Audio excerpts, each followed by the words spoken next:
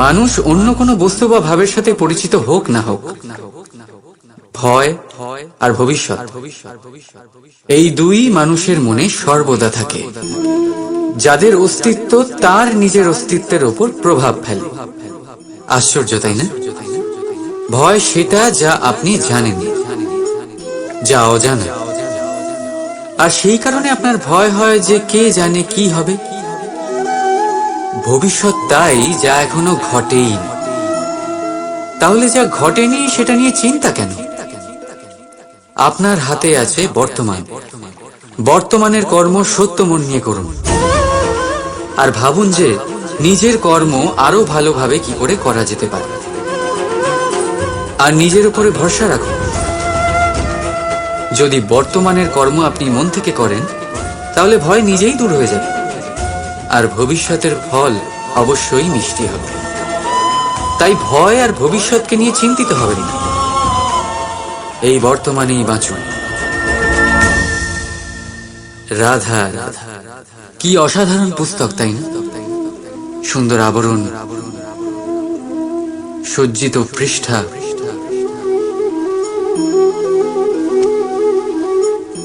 কিন্তু একে কি সত্যি অসাধারণ পুস্তক বলে গণ্য করা যায়? এটাতে যা লেখা আছে তা কি সত্য, প্রেরণাদায়ী, আমাদের জন্য মূল্যবান? কি করে নিশ্চিত হওয়া যায় এই বিষয়ে? এবার আপনারা বলবেন, এ তো সহজ ব্যাপার। আবরণ দেখে পুস্তকের গুণ বিচার করা যায় না। তার জন্য আপনাকে সেটা পড়তে হবে, সেটা বুঝতে হবে, সময় দিতে হবে, তাই না? একদম ঠিক ভাবছেন আপনারা। আশ্চর্য বিষয় হলো এইটাই, একটা পুস্তকের ব্যাপারে আপনারা এই সব কিছু জানেন, কিন্তু কোনো ব্যক্তির ব্যাপারে আপনারা এইসব কথা নিয়ে একদম ভাবেন না। ব্যক্তির মূল্যায়ন তার বস্ত্র দিয়ে, তার শারীরিক রূপ দিয়ে বা তার সৌন্দর্য দিয়ে করা যায় না। তার জন্য আপনাকে সেই ব্যক্তির মন পড়তে হবে, বুঝতে হবে, তাকে সময় দিতে হবে। কিন্তু আমরা কি করি? গঠন, রং আর সৌন্দর্য দেখে আকৃষ্ট হয়ে যাই, সেটাকে প্রেম ভেবে বসি। আর প্রত্যেক দিন কাউকে না কাউকে এটা বলতে শোনা যায় যে তার প্রেম কাহিনী সফল হল, সে প্রতারিত হয়েছে। কিন্তু এতে দোষ আর কারণ নয়, স্বয়ং আপনার। আপনি সেই ব্যক্তিকে সময় দেন, আপনি সেই ব্যক্তির বিচারধারা পরখ করেন। প্রেম কিছু মুহূর্তে তৈরি হওয়ার রন্ধন, এর স্বাদ আস্বাদন করার জন্য আপনাকে জীবনভর সময় দিতে হবে। তাহলে সময় দিন, একে অপরের রূপকে নয়, আত্মাকে চিন, আর অতি অবশ্যই মন প্রসন্ন হয়ে বলে উঠবে, রাধা রাধা।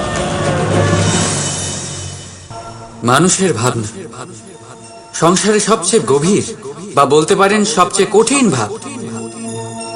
কখন কি ঘটে যাওয়ার পরে এই মন কি ভেবে বসবে, এটা বলা অসম্ভব। আর আমাদের এই ভাবনা অনেক সময় আমাদের মনে হীন চিন্তা নিয়ে আসে। আমরা সবসময় আমাদের ওপরের শ্রেণীর লোকেদের লক্ষ্য করি, তাদের জীবনের বিশ্লেষণ করি, আর তারপর নিজেকে হীন মনে করি।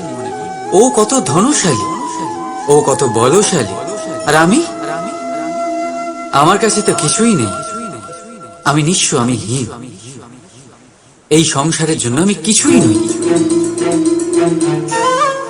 মনে হয় না এরকম? কিন্তু আসলে তা নয়। আপনার কাছেও অনেক কিছু আছে, পরখ করে দেখে নিন। অতি ক্ষুধার্ত মানুষ যদি এক মুঠো ভাত পেয়ে যায়, তা যতই অন্যের কাছে ক্ষুদ্র অন্নের দানা হোক, তার কাছে তা ভোজের থেকে কোনো অংশে কম নয়। তাই যখনই মনে হীন চিন্তার উদ্রেক হবে, আপনজনদের দিকে তাকান, তাদের কথা ভাবুন। আপনার বিশ্বাস হয়ে যাবে, আপনি যতই মনে করেন এই সংসারের জন্য আপনি কিছুই নন, কিছু মানুষের জন্য আপনি গোটা সংসার সমান। তাই যা আপনার সংসার, তাতেই সুখী থাকতে শিখুন। রাধা রাধা।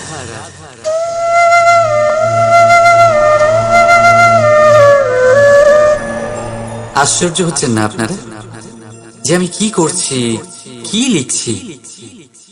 দেখতে চান?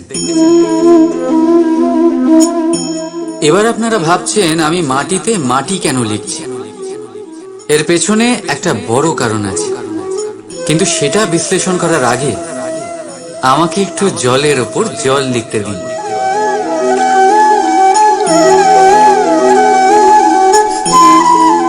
কি হলো? যেটা আমি লিখলাম সেটা দেখা যাচ্ছে না কেন?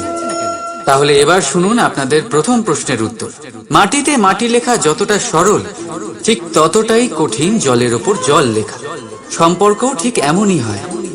তৈরি করার সময় মাটিতে মাটি লেখার মতো সরল, আর পালন করার সময় জলের ওপর জল লেখার মতো কঠিন। এবার প্রশ্ন এটাই হলো, জলের ওপর জল কি করে লেখা যায়?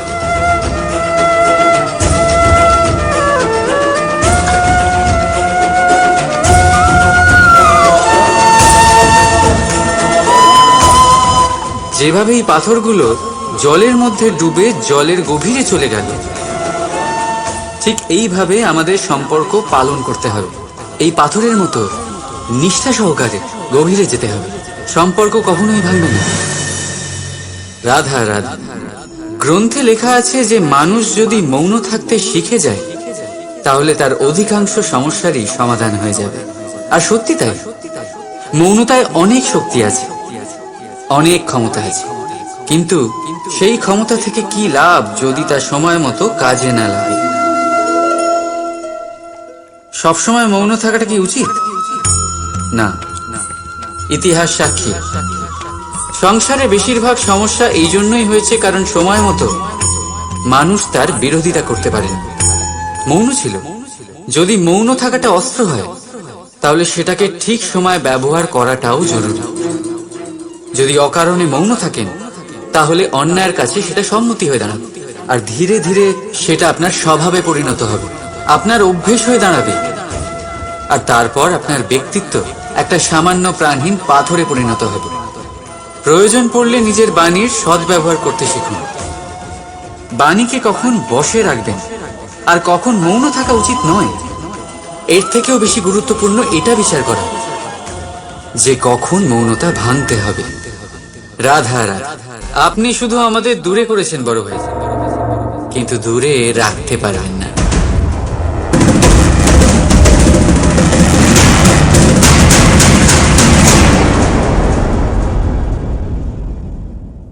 জীবনে আমরা কত মানুষকে চিনি।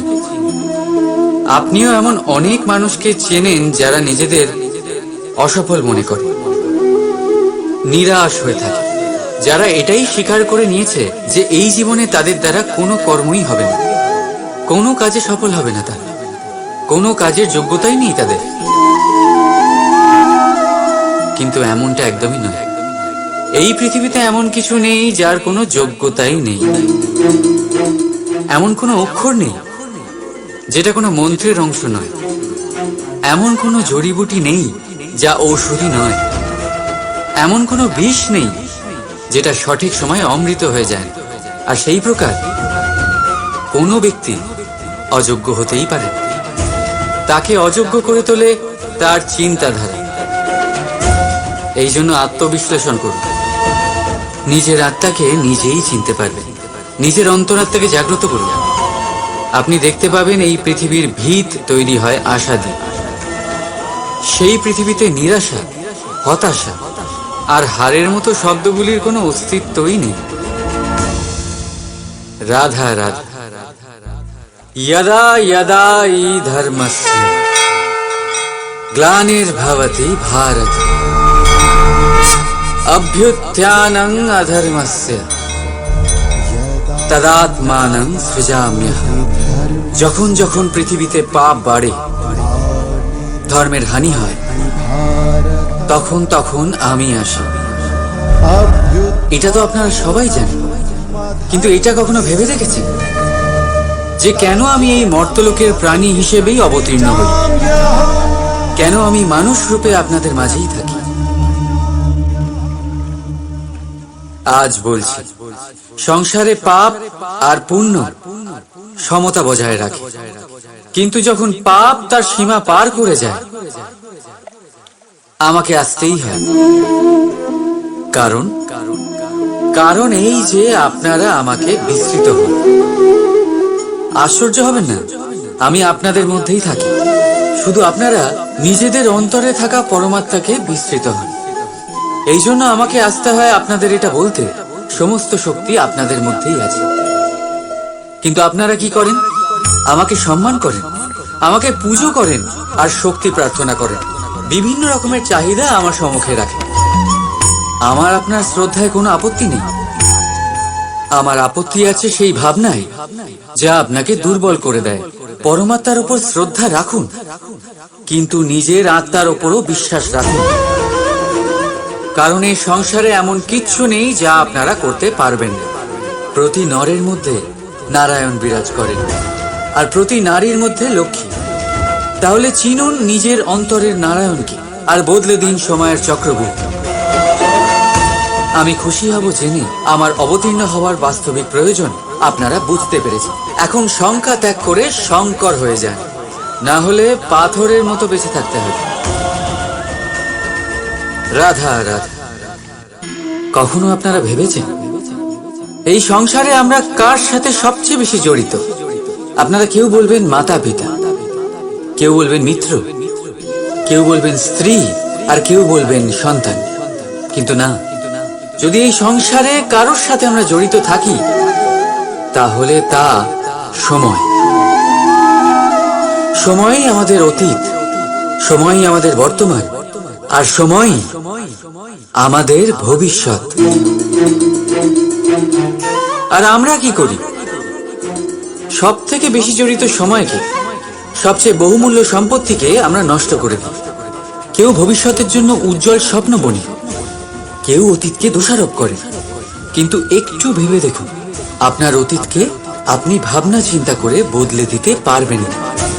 আর ভবিষ্যতের ব্যাপারে চিন্তা ভাবনা করে যদি আপনি আপনার বর্তমান নষ্ট করে দেন, তাহলে আপনার ভবিষ্যৎও আপনার অতীতের মতোই হবে। এই জন্য আজকের ব্যাপারে ভাবুন, সেটাকে উজ্জ্বল করে তুলুন।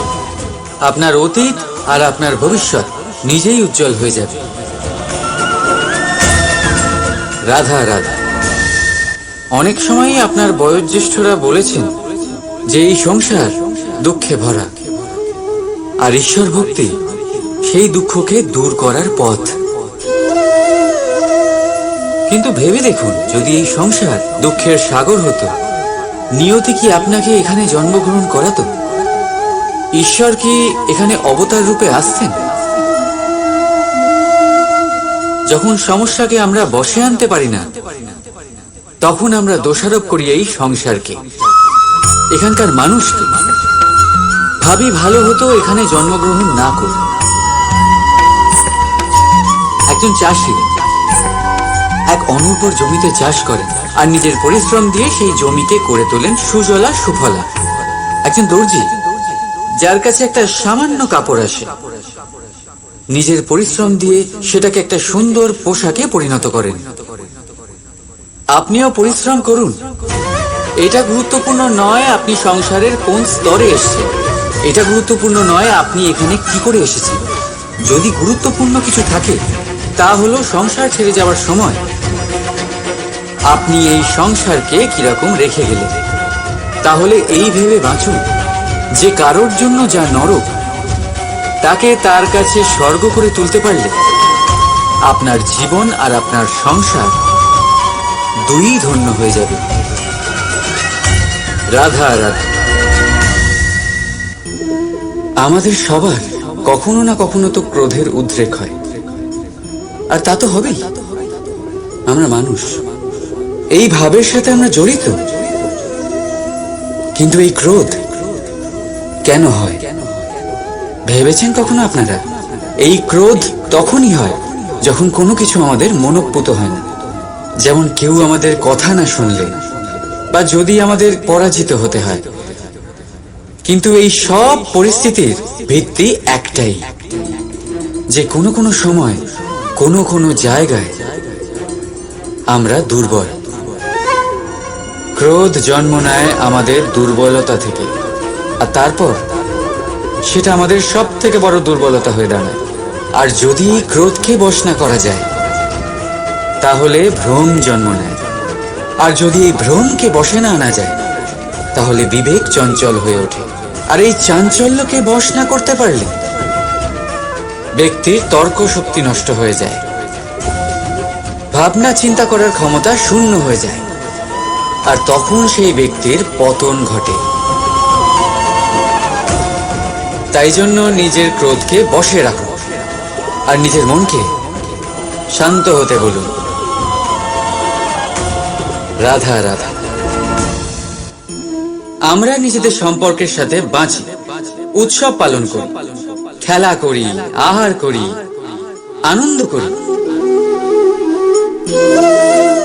কিন্তু যখন কোনো প্রিয়জন আমাদের থেকে দূরে সরে যায়, এই সংসার ছেড়ে চলে যায়, তখন আমরা দুর্বল হয়ে পড়ি, সর্বদা দুঃখে থাকি। এটা কি হওয়া উচিত? এই প্রকৃতিকে দেখুন, বৃক্ষ পাতার ঝরে যাওয়ার শোক পালন করে না, সে নতুন পাতা জন্মাবার আহ্বান করে। গতকাল আপনি কারো স্থানে এসেছিলেন, আর আগামীকাল আপনার স্থানেও অবশ্যই কেউ আসবে। কারণ এটাই পরিবর্তন, এটাই প্রকৃতির নিয়ম। এতে শোক কিসে? যা গেছে সেটার শোক পালন না করে যা পাবেন, অথবা যা আপনার কাছে আছে, সেটা উপভোগ করুন। রাধা রাধা। আমাদের কাছে প্রতিনিয়ত বহু মানুষ আসেন। কাউকে আমরা সময় দিই, আবার কাউকে আমরা তিরস্কার করি। কিন্তু তিরস্কার কখনোই করা উচিত নয়। যে কোনো ব্যক্তির আপনার কাছে আসার তিনটি প্রধান কারণ হতে পারে: ভাব, অভাব আর প্রভাব। যদি আপনার কাছে কেউ প্রেম ভাব নিয়ে আসে, তবে তাকে প্রেম দিন, সম্মান দিন। যদি কেউ আপনার কাছে অভাবে আসে, তবে তার প্রয়োজন বুঝুন, আর যথাসম্ভব আপনি তার সাহায্য করুন। আর যদি কেউ আপনার কাছে প্রভাবের জন্য আসে, তাহলেও তাকে উচিত সম্মান দিন। এটা অত্যন্ত ভাগ্যের ব্যাপার যে কেউ আপনার প্রভাবে আছে। কিন্তু তিরস্কার কখনো করবেন না। তিরস্কার জন্ম দেয় কুণ্ঠাকে, আর কুণ্ঠা যে কাউকে আপনার শত্রু বানিয়ে দিতে পারে। এই জন্য বন্ধুত্ব করুন, আনন্দে থাকুন, আর আমার সাথে বলুন রাধা রাধা।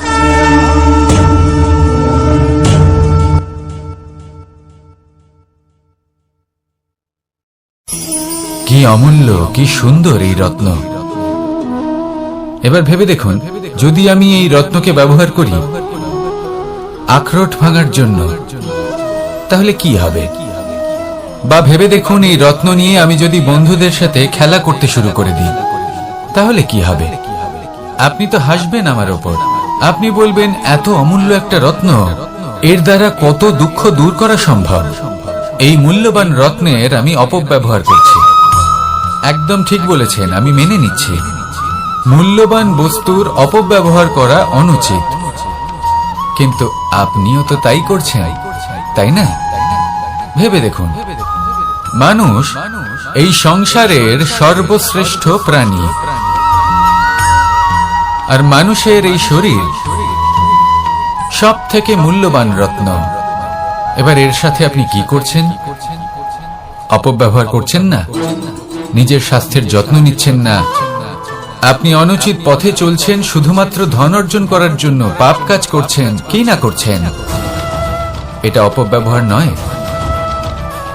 ভেবে দেখুন, আমরা এই মানব শরীরের সাথে কি করতে পারি। যদি এর আমরা সদ্ব্যবহার করি, তাহলে অনন্ত পুণ্য অর্জন করতে পারি, যার দ্বারা শুধুই নিজেকে নয়, বরং আমাদের আশেপাশের সকলকে সন্তোষ প্রদান করতে পারি। তাই সংকল্প নিন, এটাই যে মানব শরীরের আমি সদ্ব্যবহার করব, পুণ্যের পথে চলব, সকলের মঙ্গলের জন্য, সকলের প্রসন্নতার জন্য। এই কর্ম করুন, এই পথে চলতে থাকুন। এই মন সন্তোষ বোধের সাথে বলবে রাধা রাধা।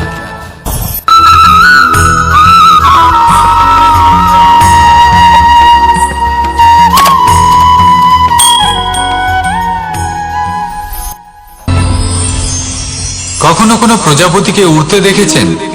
কি সুন্দর উড়ে বেড়ায় সে, এক ফুল থেকে অন্য ফুলে, এক পাতা থেকে অন্য পাতার উপর। কিন্তু সে কিভাবে উড়তে শেখে কখনো ভেবেছেন?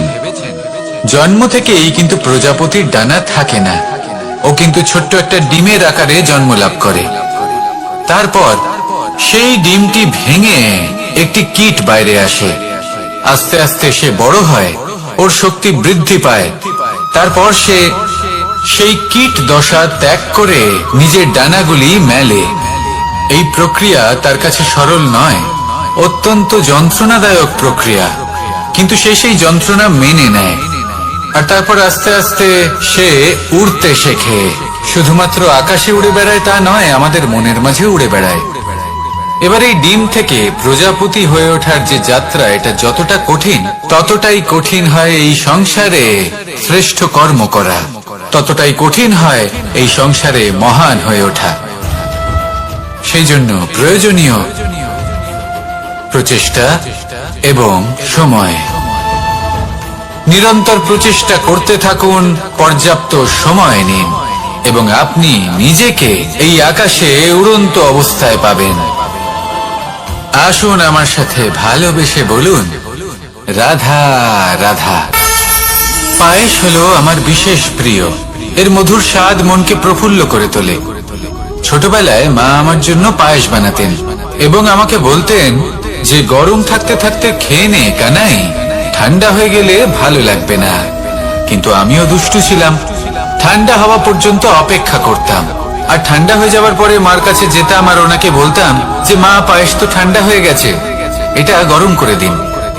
তখন মা হাসতেন আর বলতেন যে পায়েস না হয় আমি আবার গরম করে দেব কানাই, কিন্তু এর মধুর স্বাদ, সেই মিষ্টত্ব, সেই সুবাস, সেটা আবার ফিরে আসবে না। কথাটা সত্যি, আর এই সত্যটাই আমাদেরও জীবনের সত্য।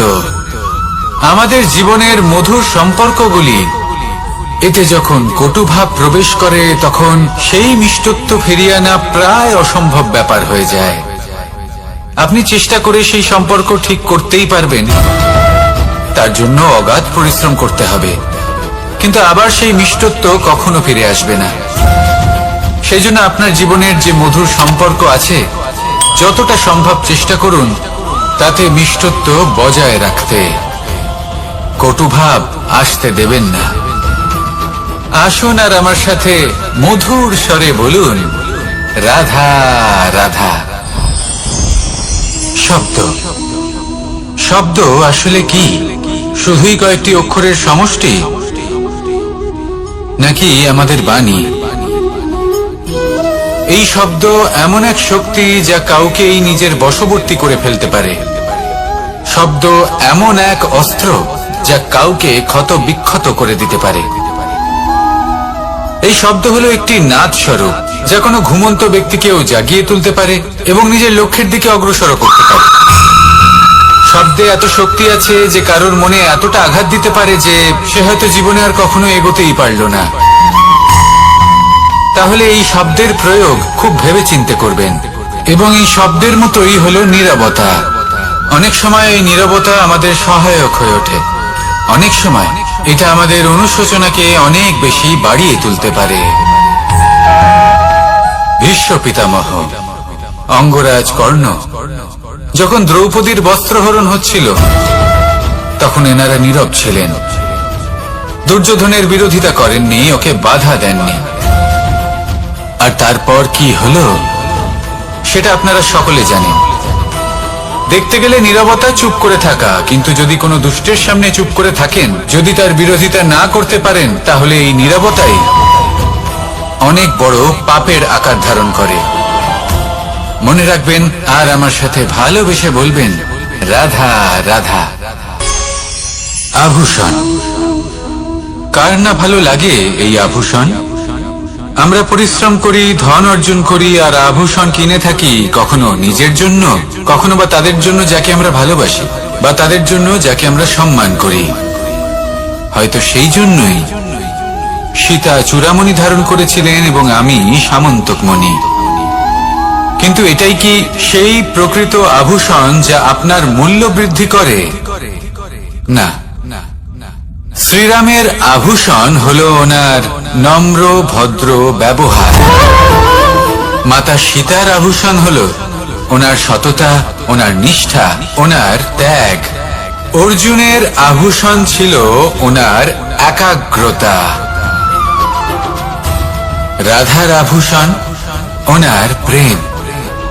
এই আভূষণ কোথাও নেই, আপনার মনে আছে। যদি আপনার মনে মিষ্টতা থাকে, তা শান্ত হয়, তাতে সততা থাকে, নিষ্ঠা থাকে এবং প্রেম থাকে, তাহলে আপনার অন্য আর কোনো আভূষণের কোনো প্রয়োজন নেই। আপনি যতই ভিড়ের মাঝে থাকুন, আপনার ঔজ্জ্বল্য চোখে পড়বে।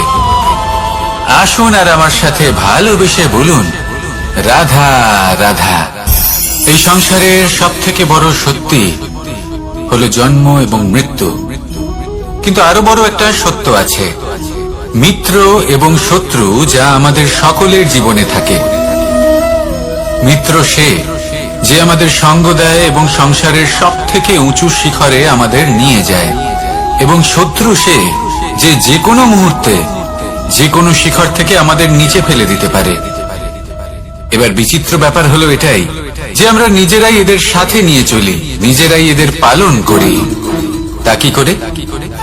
প্রথমে বুঝুন এই মিত্র এবং শত্রু কারা। আপনার নিজের মন, আর কেউ নয়। এই মনই হলো মিত্র যখন তাতে ভারসাম্য বজায় থাকে, তা নিয়ন্ত্রিত থাকে, তা পবিত্র হয়। কিন্তু যদি এই মন অনিয়ন্ত্রিত হয়ে পড়ে, যদি আপনাকে সে নিয়ন্ত্রণ করতে শুরু করে, তখন সেই আপনার সব থেকে বড় শত্রু হয়। সেই জন্য এই মনের ওপর নিয়ন্ত্রণ রাখতে শিখুন, এতে ভারসাম্য বজায় রাখতে শিখুন। তাহলে আপনি এমন এক বন্ধুকে পাবেন যে আপনাকে এই সংসারের শিখরে পৌঁছে দেবে। আসুন আমার সাথে ভালোবেসে বলুন, রাধা রাধা। ঈশ্বর আসলে কে? সংসারের বেশিরভাগ মানুষের কাছে ঈশ্বর হলেন এই সংসারের রচয়িতা, পালনকর্তা।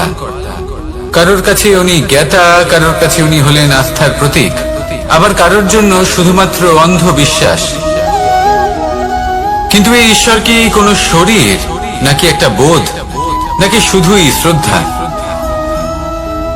ঈশ্বর হলেন তিনি যিনি হলেন আপনার ইষ্ট।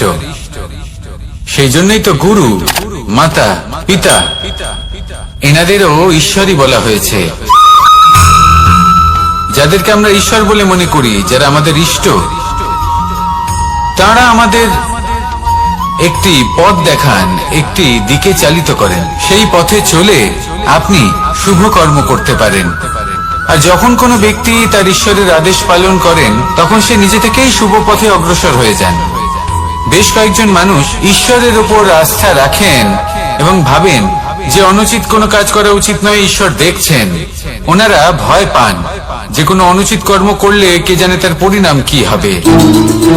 এমন অনেক ব্যক্তি রয়েছেন যারা ঈশ্বরকে বিশ্বাস করেন এবং জানেন যে ঈশ্বর তাদেরকে দেখছেন, তাই যে যে শুভ কর্ম ওনারা করেছেন তার ফল তারা অবশ্যই পাবেন। এবার আপনি ভয় পেয়ে ঈশ্বরকে বিশ্বাস করবেন, নাকি বিশ্বাসের দ্বারা ঈশ্বরকে বিশ্বাস করবেন, সেই সিদ্ধান্ত আপনারই। কিন্তু হ্যাঁ, যদি আপনার মনে ঈশ্বরের জন্য কোনো স্থান থাকে, যদি আপনার কোনো ইষ্ট থাকেন, যদি আপনি কাউকে ঈশ্বর মনে করেন, যার প্রত্যেক আদেশ আপনি পালন করে থাকেন, তাহলে বলি ঈশ্বর কখনো আপনাকে অনুচিত পথে চালিত করবেন না। আসুন আমার সাথে ভালোবেসে বলুন, রাধা রাধা। এই সংসারে ভিন্ন ভিন্ন ধরনের গাছ আছে, অসংখ্য ধরনের প্রজাতি আছে। কিছু গাছ পাতা দিয়ে থাকে, কিছু ফুল, কিছু ফল। কেউ ছায়া প্রদান করে, কেউ শীতলতা প্রদান করে, কেউ নিজেকে খুব কষ্ট দিয়ে এই সংসারের বিকাশে সহায়ক হয়ে ওঠে। কিন্তু এই সবার মধ্যে একটা বিষয় কিন্তু সমান, এরা প্রত্যেকেই পাতা ছাড়া, ফুল ছাড়া, ফল ছাড়া জীবিত থাকতেই পারে, কিন্তু কোনো বৃক্ষই শিকড় ছাড়া বেঁচে থাকতেই পারে না। এটাই হলো রাধা। ঠিক সেইভাবেই আমাদের জীবনে শক্তি হোক, ধন হোক বা সাফল্য হোক, আমাদের বা আমাদের পরিবারের প্রসন্নতাই হোক, এই সব কিছুর আধার হলো, সবকিছুর মূল হলো পরিশ্রম। তাই জীবনে চিরকাল পরিশ্রম করতে থাকুন। যদি আপনি জীবনে মহান হবার পথে অগ্রসর হতে চান, তাহলে পরিশ্রম করুন। এই পরিশ্রম দ্বারাই নিজের পরিবারকে প্রসন্ন করুন, নিজের বন্ধুদের প্রসন্ন করুন, এই সমাজকে গর্বিত করুন। আসুন আমার সাথে ভালোবেসে বলুন, রাধা রাধা। এই সংসারের সব থেকে বড় রোগ কোনটা? কেউ বলবে মানসিক রোগ, কেউ বলবে সেই রোগ যা সর্পদংশনের ফলে হয়ে থাকে। এই সংসারে ভিন্ন ভিন্ন ধরনের রোগ আছে এবং তার সাথে ভিন্ন ভিন্ন ধরনের যন্ত্রণাও রয়েছে। এমন একটা রোগ আছে যা চোখে দেখা যায় না, যা আপনার শরীরে কোনো দাগ রেখে যায় না, কিন্তু আপনার আত্মাকে পর্যন্ত ক্ষত বিক্ষত করে, অসুস্থ করে তোলে, বিনাশ করে দেয় আপনাকে এবং তার সাথে আপনার আত্মাকে। এই অসুখের নাম হলো লালসা। লালসা, যে কর্ম সাধন করেছেন তার থেকে বেশি ফল লাভ করার আশা। লালসা, যা আজ আছে তার থেকে অনেক বেশি লাভ করার ইচ্ছে। এই ইচ্ছে এই সংসারে সবার থেকে এগিয়ে থাকার আপনাকে প্রেরণা যোগাবে, কিন্তু তার জন্য আপনাকে অপরাধযোগ্য কাজ করতে উৎসাহিত করবে। আপনার বন্ধু, আপনার আত্মীয়, আপনার পরিবার, এই সবার থেকে আপনি কখন দূরে চলে যাবেন আপনি বুঝতেই পারবেন না। উচিত অনুচিত কোনটা, ধর্ম অধর্ম কোনটা, সব ভুলে যাবেন আপনি। সেই জন্য মনে রাখবেন, নিজের জীবনে যদি আপনি লালসার থেকে নিজেকে দূরে রাখতে পারেন, তাহলে এর অর্থ হলো যে আপনি এই সংসারের সব থেকে বড় অসুখের ওপর বিজয় লাভ করেছেন। আসুন আমার সাথে ভালোবেসে বলুন, রাধা রাধা। এই সাগর কত বিশাল আকার, কখনো শান্ত কখনো উত্তাল, কিন্তু এই সাগরকে এত মহান কে করে তুলল? জল। এবার এই জলের যাত্রা দেখুন, সেটা কতটা কঠিন। এই জল সাগরে থাকে, সূর্য ওকে এতটা উত্তপ্ত করে তোলে যে এই জল নিজের অস্তিত্ব হারিয়ে ফেলে এবং বাষ্পে পরিণত হয়ে হাওয়ায় মিলিয়ে যায়। তারপরে আকাশে যায় আর নিজের অস্তিত্ব আবার হারিয়ে ফেলে, মেঘে পরিণত হয়। তারপর এই মেঘ কোথাও গিয়ে কোনো পর্বতে ধাক্কা খায়, তারপর আবার এই জল নিজের অস্তিত্ব হারায়। তারপরে বর্ষার রূপ ধারণ করে তা বর্ষিত হয়, বা কোনো পর্বতের চূড়ায় তার শিখরে বরফের রূপ ধারণ করে। তারপরে এই বর্ষা মাটির দিকে নিজের যাত্রা শুরু করে। এবার মাটিতে ঝরে পড়া এই বর্ষা স্রোতের আকার ধারণ করে এবং আস্তে আস্তে বইতে থাকে।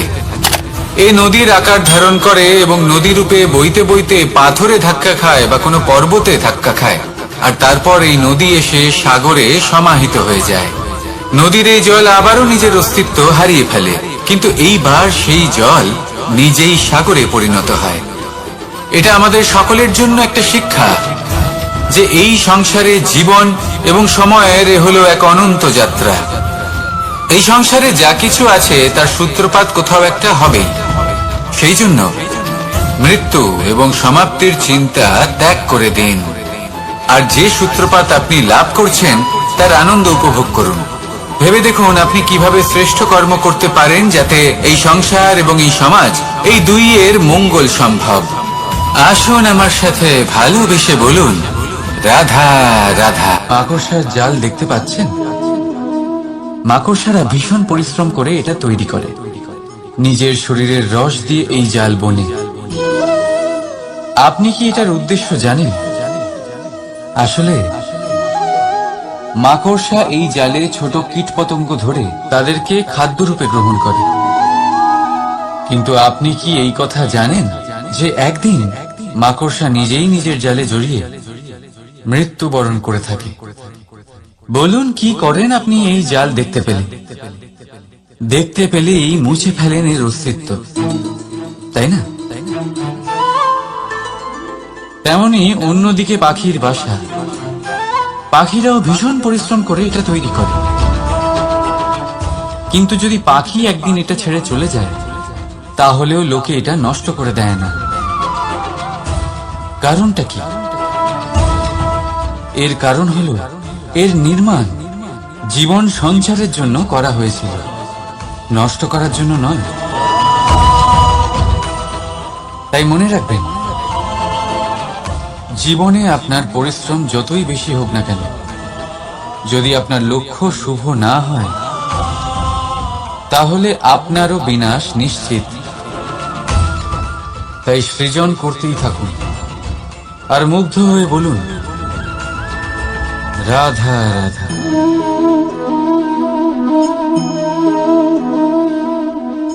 আপনার কি মনে হয় আমি কি করছি? আপনি বলবেন আমি প্রদীপ জ্বালাচ্ছি। সঠিক, কিন্তু প্রশ্ন হচ্ছে যে আমি কি আপনাকে বলেছি যে একে প্রদীপ বলা হয়? না।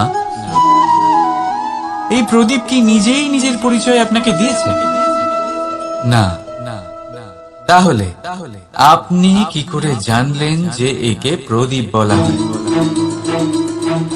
উত্তর হচ্ছে, পড়বে যে লোকে আপনাকে প্রদীপ ভেবে ভালোবাসবে নাকি সাপ ভেবে ভীত হয়ে থাকবে।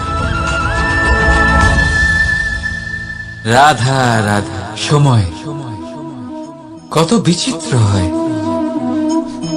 সময় আমাদের পক্ষে থাকলে আমরা নিজেদের রাজা মনে করে নিই, আর সেই সময় যদি বিপক্ষে চলে যায় তাহলে নিঃস্ব হতে সময় লাগে না। তাই মানুষের একটা অভ্যেস আছে, খারাপ সময়ের জন্য কিছু সঞ্চয় করা। আত্মীয়, বন্ধু খারাপ সময় পাশ থেকে সরে যায়।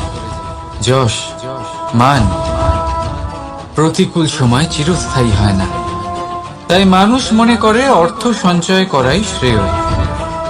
অর্থের কোনো হৃদয় নেই যা সময়ের সাথে পরিবর্তিত হবে। সংসার বলে সর্বদা অর্থ সঞ্চয় করতে থাকুন। খারাপ সময় অবশ্যই কাজে লাগবে, কিন্তু আমি বলবো শুভ কর্ম করতে থাকুন, আনন্দে থাকুন, নিজের ওপর আর ঈশ্বরের ওপরে বিশ্বাস রাখুন। খারাপ সময় কখনো আসবেই না। রাধা রাধা। প্রকৃতি মানুষকে এক বিশেষ শক্তি দিয়েছে, অন্য জীবের থেকে বেশি শক্তি দিয়েছে। স্মরণ শক্তি।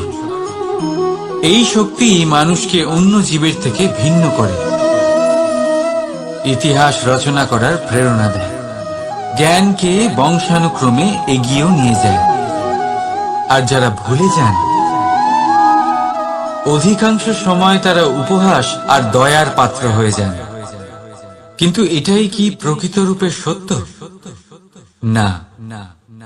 এই স্মরণ শক্তি মানুষের বিকাশের সব থেকে বড় বাধা হয়ে দাঁড়ায়। তার মনকে দূষিত করে দেয়। খারাপ অভিজ্ঞতা, কারোর করা বিশ্বাসঘাতকতা, কারোর কটাক্ষ বেশিরভাগ মানুষই ভুলতে পারেন না। রাধা রাধা। মানুষ নিজের পরিবারের জন্য কত কিছুই না করে, দিন রাত পরিশ্রম করতে থাকে যাতে তার পরিবারের প্রয়োজন পূরণের জন্য অর্থ রোজগার করতে পারে।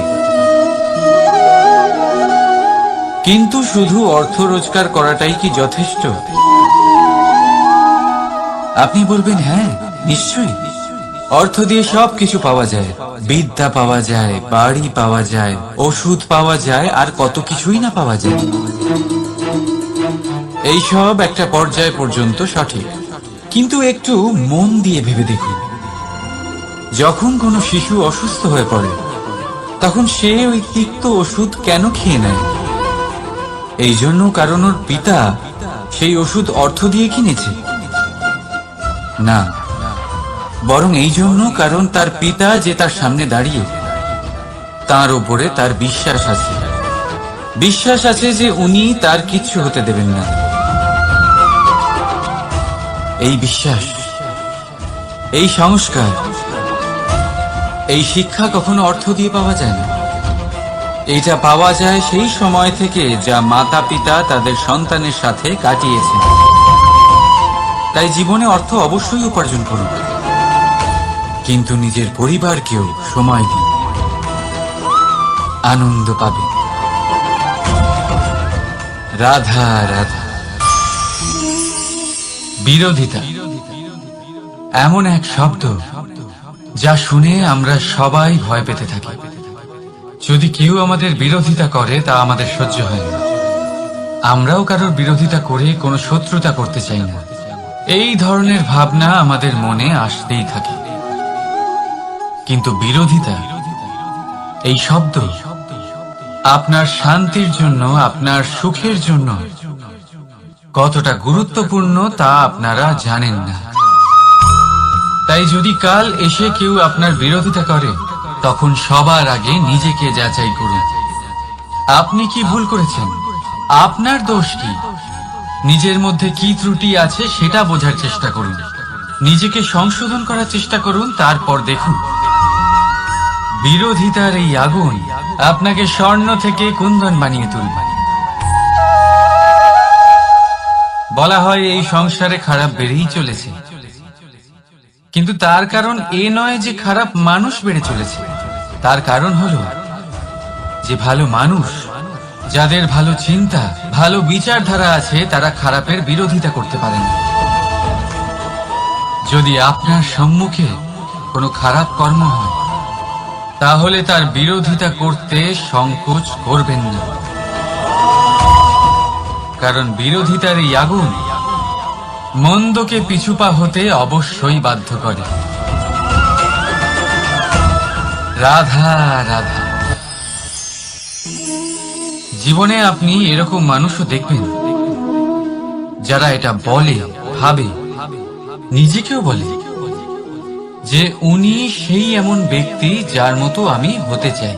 ঠিক আছে, কারোর থেকে প্রেরণা নেওয়াটা কোনো ভুল নয়, কিন্তু কখনো কখনো এই প্রেরণা গুরুত্বহীন হয়ে যায়, আর আমরা শুরু করে দিই সেই ব্যক্তিকে নকল করতে। এখানেই থেমে যায় আমাদের উন্নতি। এবারে দেখুন, সংসারে শত কোটি রঙের ফুল আছে, কিন্তু তারা কখনো একে অপরকে নকল করে না। সময়কে ব্যবহার করুন নিজের অস্তিত্ব নির্মাণ করার জন্য, কারণ কারোর ছায়া হওয়ার থেকে ভালো আপনি কারোর জন্য প্রেরণা হয়ে উঠুন। রাধা রাধা। আমরা সকলে পাথুরে রাস্তা এড়িয়ে চলি, কারণ এই পথের পাথর আমাদের যাত্রা আরো কঠিন করে তোলে, আমাদের পা আহত করে দেয়। কিন্তু একটা গুরুত্বপূর্ণ কথা আমরা ভুলেই যাই, এই কঠিন পথই না শুধু আমাদেরকে নিজেদের দুর্বলতার সাথে পরিচয় করায়, বরং আমাদের শক্ত হওয়ার প্রেরণাও দিতে থাকে। সময়ের সাথে ঠিক এমনটাই হতে থাকে। সবাই ভালো সময়ের অপেক্ষা করতে থাকেন, ভালো সময়ের জন্য পরিশ্রম করেন, তার জন্যই চিন্তা করেন, কিন্তু ভুলে যান যে ভালো সময় বহুবার আমাদের বিবেক নষ্ট করে দেয়। সেখানেই খারাপ সময় আমাদের বুদ্ধিকে সঠিক পথে চালিত করে। রাধা রাধা। ঘোড়াকে যতই প্রশিক্ষণ প্রদান করুন, তার মুখে লাগাম তো পরাতেই হবে। একজন ভালো চালক সেই ঘোড়ার লাগাম মাঝে মাঝে টেনে ধরে, তাকে সঠিক পথে চালিত করতে, যাতে সেই ঘোড়া দিকভ্রান্ত না হয়। এবার একটু ভাবুন, ঠিক এরকমই হয় আমাদের মন। যদি এটা বিবেকের লাগাম দিয়ে মাঝে মাঝে আমরা টেনে না ধরি, তাহলে আমাদের এই মন দিকভ্রান্ত হতে পারে। আর যদি আপনি আপনার লক্ষ্যে পৌঁছতে চান, তখন মনের এই লাগাম মাঝে মাঝে আপনাকে অবশ্যই টেনে ধরতে হবে, কারণ বিবেকের এই পথ প্রদর্শনই আপনাকে ভালোভাবে আপনার লক্ষ্যে পৌঁছে দেবে। মনে রাখবেন, আর আমার সাথে ভালোবেসে বলবেন, রাধা রাধা। আপনি কখনো জাঁতা কল দেখেছেন? তাতে গম পেশা হয়। গমকে এমন ভাবে পেশা হয় যাতে আমরা তা খেতে পারি, জীবিত থাকতে পারি। আর যদি আপনি মন দিয়ে দেখেন, তাহলে কলের নিচের অংশ কখনো ঘোরে না, শুধুমাত্র উপরের অংশই ঘোরে। আর তবেই তা গম পিষতে পারে, আর তবেই রুটি তৈরি হতে পারে। কিন্তু ভেবে দেখুন, যদি কলের দুটো অংশই ঘুরতে থাকে তাহলে কি হবে? তা গম পেশার বদলে একে অপরকে পিষে নিজেদের অস্তিত্ব শেষ করে দেবে। তাই জীবনে কোনো কাজ যখন মন আর মস্তিষ্ক মিশিয়ে করা হয় তখনই তা সম্পন্ন হয়। কিন্তু যখন বিষয় হলো ভক্তি, তখন মস্তিষ্কের যুক্তির মৌন থাকা প্রয়োজন। আর যখন বিষয় হলো কর্ম আর ন্যায়, তখন মনের আবেগের মৌন থাকা প্রয়োজন। তাই মন আর মস্তিষ্কের এই সম্মিলনে সতর্ক থাকবেন। একসাথে অবশ্যই চলবে, কিন্তু একে অপরের বাধা যেন না হয়ে দাঁড়ায়। রাধা রাধা। আমি একটা এমন শব্দ যার অনেকগুলি মানে হয়, যার আসল অর্থ হল অহং। যদি আপনি কথা বলেন সৃষ্টির নির্মাণ নিয়ে, তাহলে আমি ব্রহ্মদেব হয়ে সৃষ্টির নির্মাণ করবে। যদি আপনি কথা বলেন প্রলয়ের, তাহলে সেই আমি মহাদেব হয়ে বিনাশ করবে। এই আমি সঙ্গতিপূর্ণ, কিন্তু শুধু ততক্ষণ যতক্ষণ আপনি এটা সবার সাথে ভাগ করছেন। কিন্তু আমরা বহুবার এর মানে বুঝতে পারি না। এই অহংকে সীমিত করে দিই একটা ব্যক্তি অবধি, শুধু নিজে। আর তখনই জেগে ওঠে অহংকার, যাতে প্রাধান্য পায় শুধুমাত্র আমি, আমরা নয়। আর একজন ব্যক্তি একা না উৎপাদন করতে পারে আর না করতে পারে সৃজন। এবারে দেখুন, বৃষ্টির এক ফোঁটা, তারও অস্তিত্ব আছে, কিন্তু তা ধরিত্রীতে পড়লেই সমাপ্ত হয়ে যায়। কিন্তু যখন ফোঁটাগুলি একসাথে পড়ে তখন শুরু হয় বর্ষা, আর তখনই তৈরি হয় ধারা। রাধা রাধা।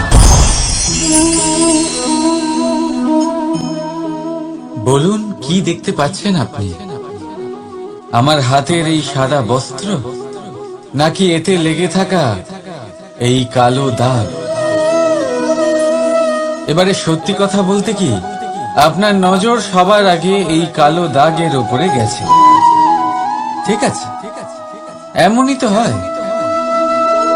ভীষণ কম মানুষ থাকেন যারা ভাবেন কোনো ব্যক্তি ভীষণ পরিশ্রম করে এই বস্ত্র ধুয়েছেন, এটা শুকিয়েছেন।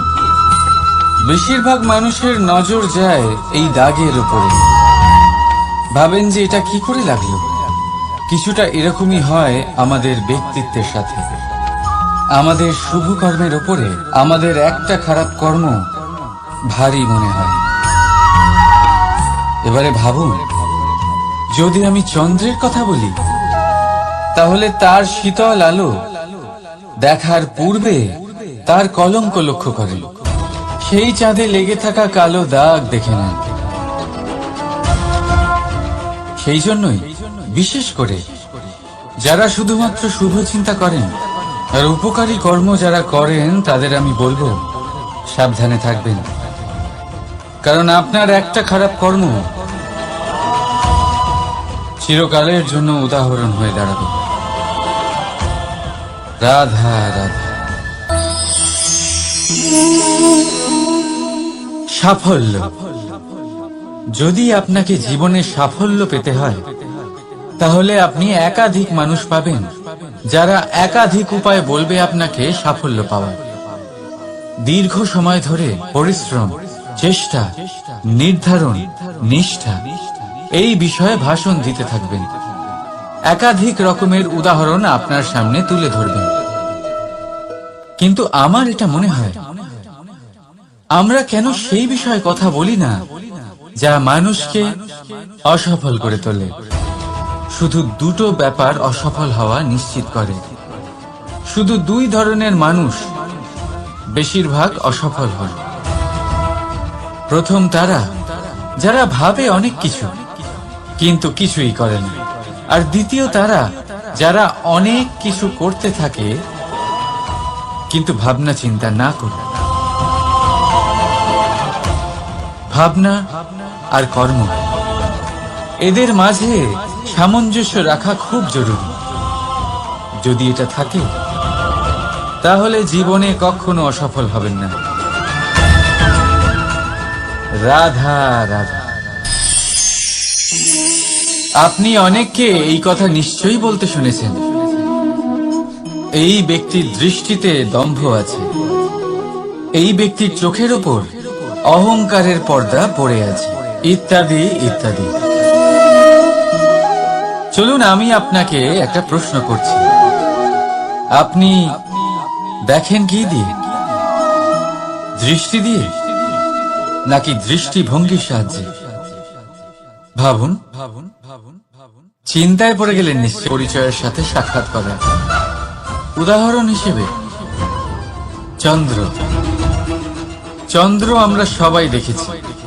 বহু মানুষ আছেন যাদের চন্দ্র অত্যন্ত সুন্দর লাগে। পাথরকে ভগবান ভেবে পুজো করবেন নাকি ভগবানকে পাথর ভেবে পরিত্যাগ করবেন? সিদ্ধান্ত আপনার, কিন্তু এই সিদ্ধান্ত নির্ভর করে আপনার দৃষ্টিভঙ্গির ওপর। তাই নিজের দৃষ্টিভঙ্গি শুভ রাখুন, নিজের দৃষ্টিভঙ্গিতে ভালোবাসা রাখুন, আর আনন্দে বলুন রাধা রাধা। বড় বড় রাজমহলে বড় বড় ইমারতের চূড়া কত সুন্দর হয়, কিন্তু আপনি কি কখনো এই বিষয়ে ভেবেছেন যে এই সুন্দর চূড়ায় পৌঁছতে গেলে আপনাকে পৃথিবীতে পাপ ফেলতেই হবে? সেই সুন্দর চূড়ায় পৌঁছে দীপ্তি পাওয়ার জন্য আপনাকে একটা কঠিন পথ অবলম্বন করতেই হবে। যদি আপনি কোনো কঠিন পথে না গিয়ে এই পৃথিবীর সাহায্য ছাড়াই শুধু উচ্চতার দিকে অগ্রসর হতে থাকেন, তাহলে সর্বদা অসফল হবেন। সেই জন্য নিজের স্বপ্ন পূরণের এই যাত্রাতে নিজের পথ কখনোই হারাবেন না, নিজের পথ থেকে সরবেন না। যদি এমন করেন তাহলে তো আপনার স্বপ্ন পূরণ হবেই না, তার সাথে আপনি নিজের পথও হারাবেন। রাধা রাধা। কৌতুক অর্থাৎ হাসি, এটা জীবনে কতটা গুরুত্বপূর্ণ। আমরা সর্বদাই হাসতে চাই, আমরা সর্বদা অন্যের মুখে এই হাসি দেখতে চাই। কিন্তু এই কৌতুক অনেক প্রকারের হয়, আর এই কৌতুকের ভিত্তি কি সেটাও খুব গুরুত্বপূর্ণ। কৌতুক কেবল তখনই পাবেন যখন তা শুদ্ধ মন থেকে আসবে। কৌতুক তখনই পাবেন যখন তা শান্ত আর অপমানিত ব্যক্তির মন তিক্ত হয়ে থাকে। তাই মনে রাখবেন যে এই কৌতুক যেন কৌতুকই থাকে, তা উপহাস বা কটাক্ষ না হয়ে যায়। রাধা রাধা। মানুষ, এই শব্দের সূচনা হয় মন থেকে, আর সেই জন্যই হয়তো আমাদের এই মন এতটা গুরুত্বপূর্ণ। এবারে দেখুন না, আমাদের মনই সবকিছু চালনা করে। মনই সেই যে কল্পনা করে, মনই সেই যা কল্পনাকে বাস্তবে পরিণত করার জন্য পরিশ্রম করতে আমাদের প্রেরণা যোগায়। মনই সেই যা লোভের জালে জড়িয়ে পড়ে। মনই সেই যা অভিমানের পর্দা দিয়ে ঢেকে যায়। আর এই মনই সেই যা আপনাকে বিনাশের দিকে টেনে নিয়ে যেতে পারে। কিন্তু যদি তা পরোপকার করার ইন্ধন পায়, তাহলে এমন কোনো মহান কাজ নেই যা আপনি করতে পারবেন না। কিন্তু এই মন কি? এটা বোঝানো যায় দুটো শব্দের মাধ্যমে, দুটো সহজ শব্দ। প্রথম, একজন কুশল সেবক। দ্বিতীয়, একজন সংকট প্রবণ মালিক। যদি আপনার এই মন আপনার নিয়ন্ত্রণে থাকে, তাহলে সে হলো আপনার সেবক। তাই আপনার অস্তিত্ব আছে। কিন্তু যদি আপনার মন আপনার কর্মের উপরে নিয়ন্ত্রণ করে, তাহলে এই মন আপনার মালিক, আর তখন আপনার বিনাশ নিশ্চিত। তাই নিজের এই মনকে নিয়ন্ত্রণে রাখুন, কিন্তু ভালোবেসে। আসুন আমার সাথে আনন্দে বলুন, রাধা রাধা। এই সূঁচ দেখতে পাচ্ছেন আপনি? এটা শুদ্ধ লোহা দিয়ে তৈরি।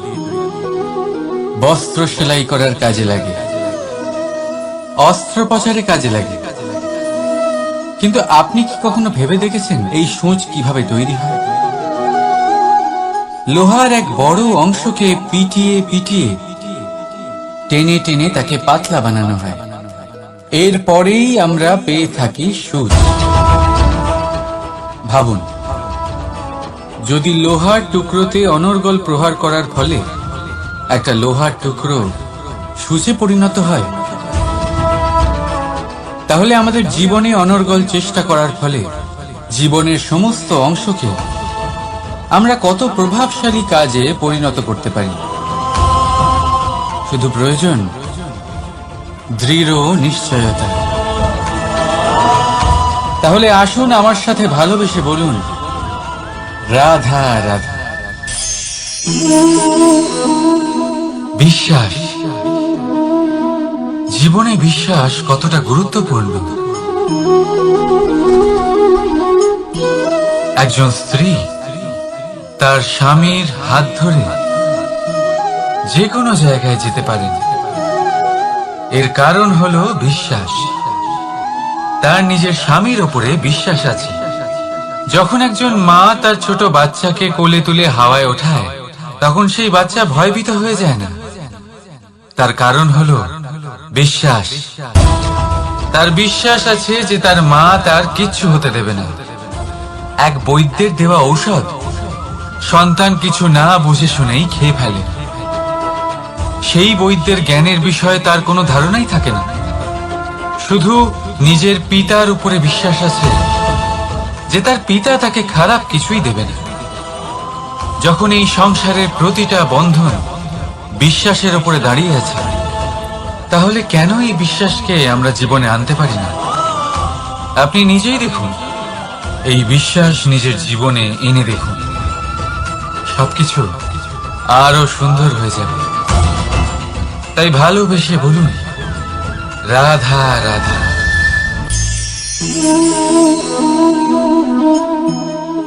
অহংকার,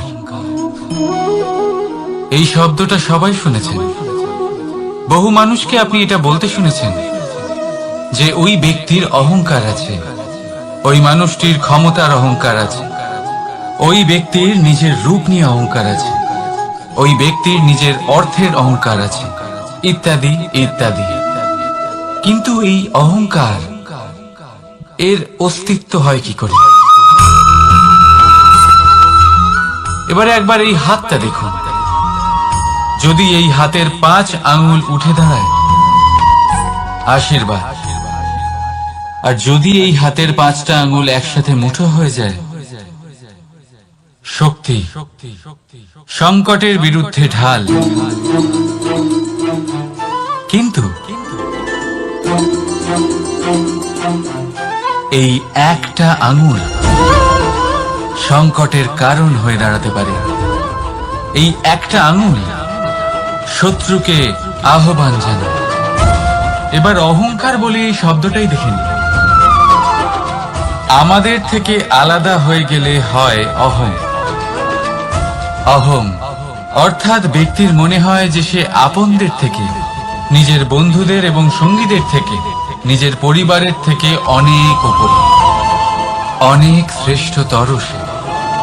কিন্তু মনে রাখবেন, এই অহংকার কোনো ব্যক্তির অস্তিত্বের বিনাশের প্রথম ধাপ। তাই ঝেড়ে ফেলে দিন এই অহংকারকে, আর বিশ্বাস করুন আমাদের ওপর, কারণ তখনই আপনি শান্তি পাবেন। আর সেই শান্তির সাথেই বলে উঠবেন, রাধা রাধা।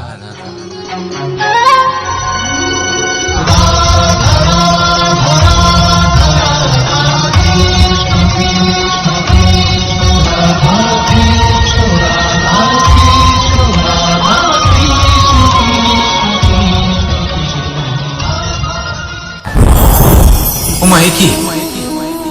আমি কখন থেকে এখানে অপেক্ষা করছি, হাত পেতে দাঁড়িয়ে রয়েছি যাতে একটা ফল আমার হাতে এসে পড়ে এবং সেটা আমি খেতে পারি। কখন থেকে অপেক্ষা করছি, কিন্তু সেটা হচ্ছেই না। এবার আপনি বলবেন যে এসব কি বলছি, এ কি অদ্ভুত কথা বলছি। যদি ফল খেতে হয় তাহলে আমাকে বৃক্ষে চড়তে হবে, ফলের কাছে পৌঁছতে হবে, তবেই তো ফল পাবো। এবারে এটা অত্যন্ত সহজ ব্যাপার, কিন্তু এই বিষয়টা আপনি নিজের জীবনের প্রসঙ্গে ভেবে দেখুন। লক্ষ্য কোথায় আছে আপনি জানেন, সেই লক্ষ্যে পৌঁছানোর পথ কি সেটাও আপনি জানেন, সেই পথে চলার ক্ষমতাও আপনার রয়েছে, কিন্তু তাও আপনি নিজের লক্ষ্য লাভ করতে পারছেন না। কেন?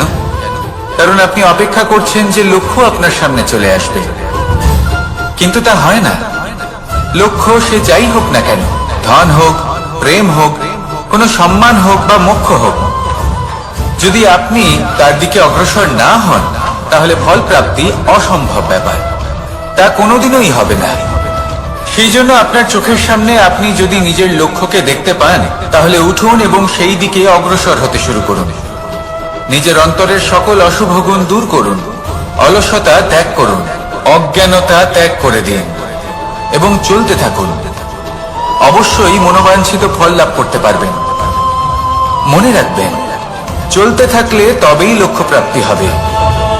অপেক্ষার দ্বারা শুধুমাত্র মৃত্যু লাভ হবে। আসুন আমার সাথে ভালোবেসে বলুন, রাধা রাধা। পাখি কখন জন্ম নেয়, কখন উড়তে শেখে, কখন বাসা বানাতে শেখে, কখন নিজের মৃত্যু লাভ করে, এসব আমাদের মধ্যে কেউ জানি না। কিন্তু পাখি একটা কথা খুব ভালো করে জানে, যে এই সংসারে যা কিছুই করুক না কেন, এই সংসারের ওকে নিয়ে কিচ্ছু যায় আসে না। এবার আমরা কি করি? কোনো কাজ করার আগে আমরা এটা ভাবি যে এই সংসার যদি আমাকে দেখে ফেলে তাহলে কে জানে এই সংসার কি ভাববে, আমার প্রতিচ্ছবি কেমন তৈরি হবে কে জানে, কে জানে কি হবে আদি ইত্যাদি। এই সব ভাবনায় আমরা মগ্ন হয়ে যাই। কিছুটা এমন ভাবে মগ্ন হই যে বর্তমানের কর্মের এই জীবনের যাত্রাপথে সেই সময়ের আনন্দ উপভোগ করতে ভুলে যাই। এবার দেখুন একটা পাখি কি করে, ওর কর্ম হলো গান গেয়ে চলা। ওই পাখি গেয়ে চলে, কেউ ওর গান শুনুক বা না শুনুক, কেউ আদৌ শুনছে কিনা সেই বিষয়টা নিয়ে সেই পাখির কিছুই যায় আসে না। সেই পাখি নিজের কর্ম করতে থাকে। হয়তো সেই জন্যই আপনি কখনো কোনো পাখিকে কাঁদতে দেখবেন না। এরকমই আপনাকে নিজেকে গড়ে তুলতে হবে। প্রথমে নিজেকে জিজ্ঞেস করুন, এই যে কর্ম আমি করতে চলেছি সেটা কি উচিত?